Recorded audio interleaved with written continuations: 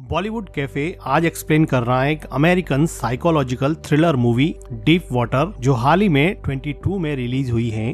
Movie के central character में एक कपल हैं जिनकी मैरिज को कुछ साल हो गए हैं। हस्बैंड विक और वाइफ मेलिंडा आज अपने एक फ्रेंड के घर पे पार्टी में जा रहे हैं। मेलिंडा विक को कहती है कि क्या तुम मुझे मेरी हील पहना दोगे क्या, तो विक खुशी खुशी उसको हील पहना देता है। मेलिंडा विक को कहती है कि तुम जानते हो ना मैं तुमसे कितना प्यार करती हूँ।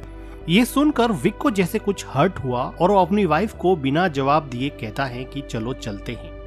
विक और मेलिंडा अपने फ्रेंड के घर पे पार्टी में जाते हैं। वहाँ पर मेलिंडा को अपना एक पुराना दोस्त जॉयल मिल जाता है जिसके साथ वो बिजी हो जाती हैं। इधर विक अपने फ्रेंड्स के साथ कुछ बातें करने के बाद में मेलिंडा को ढूंढता है तो वो देखता है कि मेलिंडा घर के नीचे स्विमिंग पूल में जॉयल के साथ एंजॉय कर रही है और उसको किस भी कर रही है। ये देखकर मेलिंडा के हस्बैंड विक को दुख हुआ, लेकिन सरप्राइजिंगली अपनी बीवी को दूसरे किसी आदमी के साथ देखने के बाद में भी विक शॉक नहीं हुआ, उसको कुछ भी सरप्राइजिंग नहीं लगा। विक के फ्रेंड भी विक को कहते हैं कि तुम्हारी वाइफ और जॉयल के कुछ रिलेशन लग रहे हैं, तुम कुछ करते क्यों नहीं, लेकिन विक अपने फ्रेंड की बात को इग्नोर कर देता है। कुछ देर बाद में मेलिंडा पार्टी में पियानो बजाती है जिसको देख के विक के चेहरे की मुस्कान वापस लौट आती है। जो वाइफ थोड़ी देर पहले किसी और आदमी के साथ इन्वॉल्व थी, अभी उसी को पियानो बजाते हुए देख के विक बड़ा खुश हो रहा था। विक का ये बिहेवियर काफी सरप्राइजिंग होता है। पार्टी में जॉयल और विक दोनों बात करते हैं तो जॉयल विक को कहता है कि तुम कितने अच्छे हस्बैंड हो जो अपनी वाइफ की पर्सनल लाइफ में बिल्कुल भी इंटरफेयर नहीं करते हो, तुम्हें कोई फर्क नहीं पड़ता कि वो किसके साथ क्या कर रही है।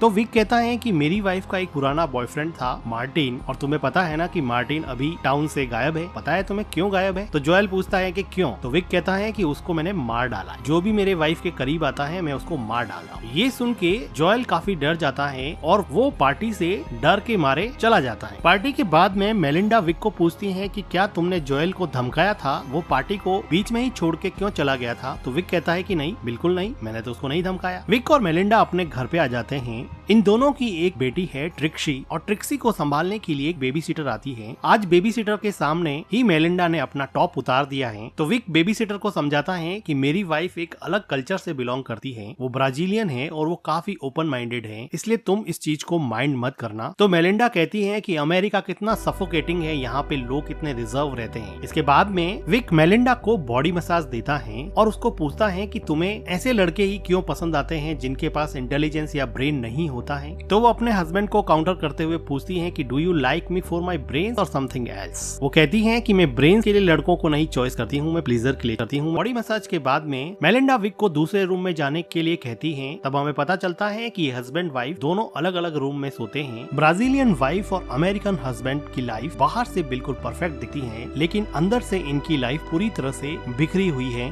वाइफ अपने बॉयफ्रेंड्स के साथ एंजॉय करती है और हस्बैंड वाइफ को बहुत प्यार करता है, वो उसको छोड़ना नहीं चाहता, तो वो उसके लवर्स को धमकाता है और उन्हें उनसे दूर करने की कोशिश करता है। विक अपना ज्यादातर टाइम अपनी बेटी ट्रिक्सी के साथ बिताता है और बाकी का बचा हुआ टाइम अपनी हॉबी हेलिसी कल्चर यानी कि स्नेल्स को रेस करने में बिताता है। विक ने अपने घर के बाहर गार्डन में एक छोटा सा स्नेल कल्चर के लिए रूम बना रखा है और यहाँ पर विक काफी टाइम स्पेंड करता है। विक और मेलिंडा की डॉटर ट्रिक्सी बहुत ही स्मार्ट है। आज वो अपने स्कूल के प्रोजेक्ट के लिए रेडॉक्स रिएक्शन फॉरवर्ड पोटैटो से चलने वाला रोबोट बना रही है। वो इतनी स्मार्ट है कि अपने डैड और अपनी मदर के बीच में चल रहे कन्फ्लिक्ट को बहुत अच्छे से समझती है। विक अपनी डॉटर ट्रिक्सी को स्कूल छोड़ता है तो ट्रिक्सी की स्कूल टीचर कैली, जो कि विक की बहुत अच्छी फ्रेंड थी, वो कहती है कि मैंने सुना है कि तुम लोगों का मर्डर कर रहे हो। जॉयल टाउन में ये बात फैला रहे हैं कि तुमने अपनी वाइफ के एक्स बॉयफ्रेंड मार्टिन का मर्डर किया है। विक कहता है कि मैं तो सिर्फ मजाक कर रहा था। तो कैली कहती है कि मजाक हो या सच हो, लेकिन आइडिया तुम्हारा काम कर गया, अब जॉयल तुम्हारे घर के आसपास कभी फटकेगा नहीं। यही बात उसके दोस्तों को भी पता चलती है तो विक कहता है कि देखो मैंने कोई मर्डर नहीं किया, मैंने तो जॉयल के साथ सिर्फ मजाक किया था। वो अपनी वाइफ को भी समझाता है, लेकिन उसकी वाइफ उस पे बहुत चिल्लाती है कि तुमने मेरे दोस्त को डरा धमका कर पार्टी से भगा दिया और मुझे तो लगता है कि तुमने मार्टिन का मर्डर किया हो। वो कहती है कि जॉयल को कल रात को डिनर के लिए बुलाना पड़ेगा और उसे सॉरी बोलना पड़ेगा। वो जॉयल को अपने घर पे डिनर पे बुलाते हैं और डिनर के बाद में मेलिंडा अपने हस्बैंड को कहती है कि तुम ट्रिक्सी के रूम में चले जाओ और उसको बेड टाइम स्टोरी सुनाओ। विक को पता था कि वो जॉयल के साथ टाइम स्पेंड करना चाहती है। वो ट्रिक्सी के रूम में जाके उसको स्टोरीज सुनाने लग जाता है। तो ट्रिक्सी अपने डैड को कहती है कि मॉम दूसरे आदमियों के साथ अजीब सा बिहेव क्यों करती है, मुझे ये आदमी जॉयल बिल्कुल भी पसंद नहीं है, मैं आप दोनों को साथ में देखना चाहती हूँ, मैं मॉम को किसी और के साथ देखना पसंद नहीं करती।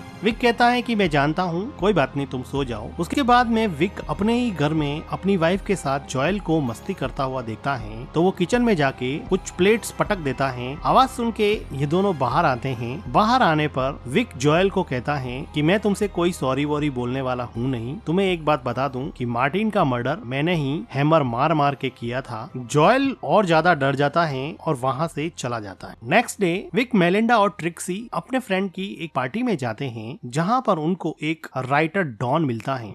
डॉन कहता है कि मैं मूवीज की स्टोरीज लिखता हूँ, शॉर्ट स्टोरीज लिखता हूँ, तुम क्या करते हो? तो विक बताता है कि मैं सॉफ्टवेयर इंजीनियर हूँ और मैं चिप बनाता हूँ जो ड्रोन टेक्नोलॉजी में यूज होते हैं। तो डॉन कहता, अच्छा ड्रोन्स में यूज होते हैं, मतलब तुम अफगानिस्तान में बॉम्ब गिरवाने वाले काम करते हो? तो विक कहता है कि बॉम्ब ही क्यों, अगर तुम किसी भूखे आदमी को ढूंढ लो तो उसके घर पे खाना भी पहुंचाया जा सकता है। तो डॉन कहता है कि पहुंचाया तो जा सकता है लेकिन खाना कोई पहुंचाता नहीं है, सिर्फ बॉम्ब ही गिराते हैं। और इसी बात में डॉन और विक के बीच में मन ही मन अनबन हो जाती है। तो डॉन आर्ग्यूमेंट हारता है। तो वो कहता है कि तुमने मार्टिन को मारा था, मैंने भी सुना है। तो विक कहता है कि ये तो एक जोक था, तुम उसको इतना सीरियसली क्यों ले रहे हो? पार्टी में विक अपनी क्लोज फ्रेंड और ट्रिक्सी की स्कूल टीचर कैली के साथ डांस करता है, जिसको देखकर मेलिंडा काफी जेलस होती है और वापस जाते समय वो विक को प्लीज करती है। इसके बाद ये दोनों घर पे जाके पैशनेटली इंटीमेट होते हैं। विक को थोड़े दिनों के बाद में पता चलता है कि मेलिंडा पियानो क्लासेस ले रही है और वहाँ पर उसका टीचर चार्ली अब उसका नया बॉयफ्रेंड बन गया है। विक अपना टाइम तो स्पेंड स्नेल कल्चर में बिताता था, लेकिन उसकी इमेजिनेशंस अब अपनी वाइफ को चार्ली के साथ रोमांटिकली इन्वॉल्व होते हुए देखती हैं। आज मेलिंडा घर पे भी नहीं है, जिसकी वजह से इमेजिन करते करते विक पूरी रात सो भी नहीं पाया है। अगले दिन सुबह जब मेलिंडा घर पे आती है तो विक उसको पूछता है कि कहाँ गई थी। तो मेलिंडा बिल्कुल क्लियरली बता देती है कि वो चार्ली के साथ है और वो उसके साथ क्वालिटी टाइम स्पेंड कर रही है। विक को तो ये पहले से ही पता था।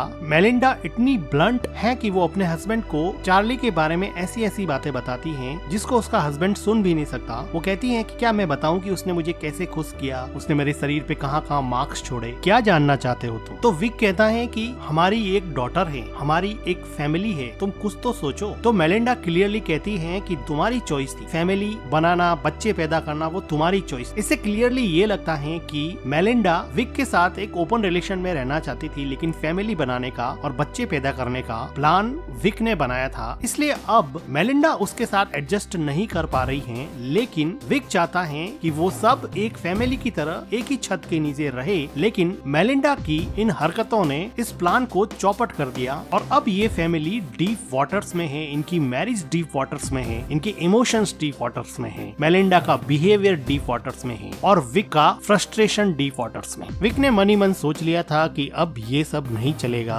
आज विक के किसी और फ्रेंड के घर पे पार्टी है और सब लोग यहाँ पे खूब एंजॉय कर रहे हैं। मेलिंडा का पियानो टीचर और उसका बॉयफ्रेंड चार्ली भी आया है, जिसको देख के मेलिंडा बहुत खुश होती है, लेकिन विक काफी अपसेट हो जाता है। पार्टी में मेलिंडा के रिक्वेस्ट करने पे चार्ली वहाँ पे पियानो बजाता है, जिसको मेलिंडा काफी एंजॉय करती है। अब रात हो चुकी है और विक मेलिंडा को ढूंढ रहा है। विक मेलिंडा को सर्च करने के लिए ऊपर जाता है तो वो देखता है कि मेलिंडा और चार्ली काफी एंजॉय कर रहे हैं और अब वो दोनों कमरे से बाहर निकलकर स्विमिंग पूल में आ गए हैं और वहाँ पर भी काफी मस्ती कर रहे हैं, जिसको देख के विक का पारा चढ़ रहा होता है। अपनी आंखों के सामने अपनी वाइफ को चार्ली के साथ मस्ती करते हुए देख के अब विक ने अपने दिमाग में एक ऐसा प्लान बनाया है जिसका अंजाम चार्ली के लिए बहुत खराब होने वाला है। थोड़ी देर बाद में यहाँ पे बारिश होने लगती है, जिसकी वजह से एक एक करके सब लोग घर के अंदर चले जाते हैं। घर के अंदर सब लोग जब कुकीज एंजॉय कर रहे थे तब मौका देख के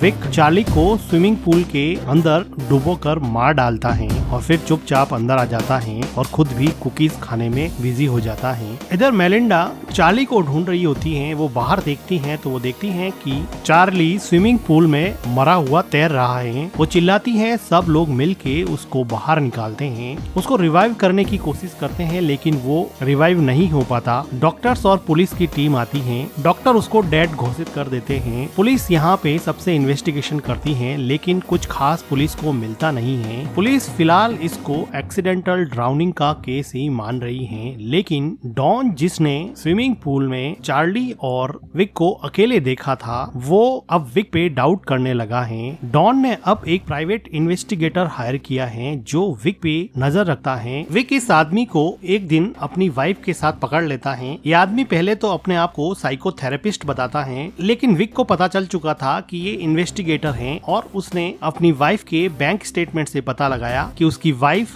डॉन को कुछ पैसे इस इन्वेस्टिगेशन के लिए ट्रांसफर करती थी। तो वो अब डॉन के घर जाकर डॉन पर चिल्लाता है कि तुम्हें क्या हक बनता है कि तुम मेरे ऊपर किसी इन्वेस्टिगेटर को नजर रखने के लिए कहो। डॉन की वाइफ कैली डॉन को माफी मांगने के लिए कहती है लेकिन वो कहता है कि मैं क्यों माफी मांगू, मैंने क्या किया है। इस इवेंट के बाद में विक और डॉन के बीच में दरार काफी बढ़ जाती है, लेकिन विक के लिए मुसीबत डॉन नहीं था, मुसीबत उसकी बीवी थी जो अब एक अपने नए बॉयफ्रेंड के साथ घूम रही है। टोनी नाम का ये आदमी मेलिंडा का कॉलेज में बॉयफ्रेंड था और अब वो किसी वजह से वापस यहाँ यूएसए में रीयूनाइट हो गए हैं, जिनको देख के विक के मन में जेलसी वापस से रीइग्नाइट हो गई है। इधर विक की डॉटर विक को कहती है कि डैड, मुझे पता है कि आपने क्या किया है, मुझे पता है कि आपने चार्ली को मार दिया है। तो विक कहता है कि अगर तुम्हें पता है तो फिर ये बात अपने बीच में ही रहनी चाहिए। इसके बाद में ट्रिक्सी अपने रूम में जाती है तो विक मेलिंडा को अपने नए बॉयफ्रेंड टॉनी से बात करते हुए ऊपर से सुन रहा होता है। वो सुनता है कि मेलिंडा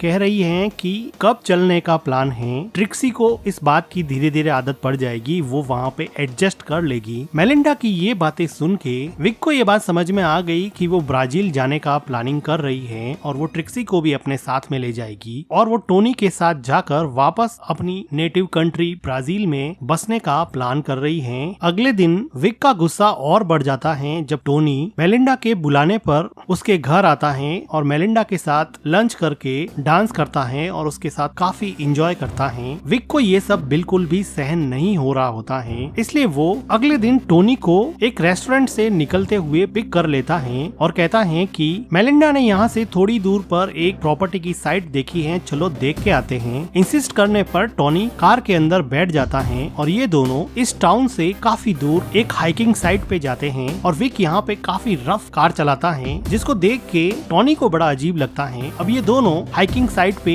नीचे उतर जाते हैं। टोनी थोड़ा आगे चला जाता है तो विक एक पत्थर उठा के टोनी के सर पे अटैक कर देता है, जिसकी वजह से टोनी लुढ़कता लुढ़कता हाइकिंग साइट के बिल्कुल नीचे एक रिवर के पास जाके मर जाता है। विक नीचे आता है और टोनी की जेब से उसका वॉलेट निकाल देता है। विक टोनी की डेड बॉडी को एक बड़ा सा पत्थर अपने बेल्ट से बांधकर नदी के अंदर डुबो देता है। विक अपने डॉगी के साथ वापस घर पे आ जाता है और मेलिंडा को पूछता है कि आजकल टोनी नहीं दिखाई दे रहा, क्या बात है। विक अपनी डॉटर के साथ यहाँ पे अब आराम से शांति से खाना एंजॉय कर रहा है। मेलिंडा कहती है कि काफी दिन हो गए हैं हाइकिंग साइट पे पिकनिक पे नहीं गए, वहाँ पे चलते हैं।